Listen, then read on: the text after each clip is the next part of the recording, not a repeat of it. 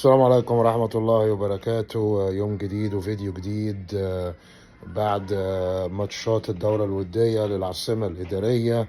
أنا عايز بس ألفت النظر لحاجة، إن حسام حسن وإبراهيم حسن لسه ماسكين.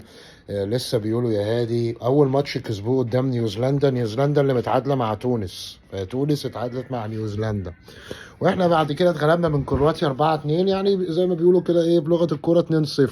يعني انت مغلوب من كرواتيا ثالث العالم 2-0، وجاي يا رضا عبد العال تهاجم المنتخب، وجاي يا ميدو تهاجم المنتخب، واي حد من هب ودب جاي يهاجم المنتخب. طب ما تشوفوا الاول الناس اللي كانت قبل كده كانت بتعمل ايه، والفرق بين حسام وابراهيم واخدها واحده واحده، واخد لعيبه لسه بيحفظهم، لسه بيقروا طريقة اللعب.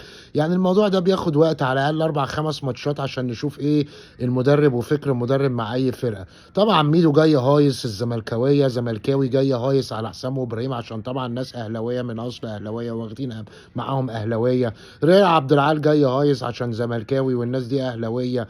والنقد والنقاد والإعلام هو اللي اللي بيبوظ المنتخب وبيفسد المنتخب، وجاي يقول لك حسام حسن وصلاح. صلاح إيه وحسام حسن إيه؟ الموضوع باختصار محمد صلاح في الدوري بينه وبين 3 فرق، ليفربول وارسنال ومان سيتي، كل واحد بين التاني فرق بين نقط، ومتساويين في النقط، والعمليه نار نار نار. ودي مباراه وديه، وده راجل مصاب، يعني لسه مش 100%، 75%، بدليل ان هو خرجه في ماتش مانشستر يونايتد ما لعبش الماتش كله. وادي الارسنال اتغلب، قصدي ليفربول اتغلب من مانشستر يونايتد في كاس الرابطه، لان وصلاح ما لعبش الماتش كله. يعني كلوب ده لو صلاح سليم كان هيلعبه الماتش كله.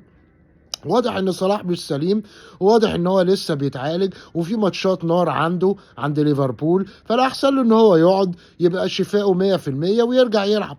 انا مش عارف ايه الهجوم السخيف الغريب دوت على حسام وابراهيم، وبالعكس انا كنت مش مع حسام وابراهيم يمسكوا المنتخب، بس حصل اللي حصل ومسكوا خلاص. يبقى نقعد نهاجم ونكسر في الناس ونكسر المقاديف؟ طب ما احنا كده عمرنا ما هنوصل لحاجه، ولا منتخب هيوصل لحاجه، ولا الكره هتتقدم ولا نيله.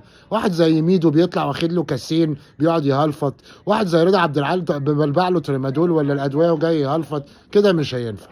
شاركوني وتابعوا القناه عشان يوصل لكم كل جديد. السلام عليكم ورحمه الله وبركاته.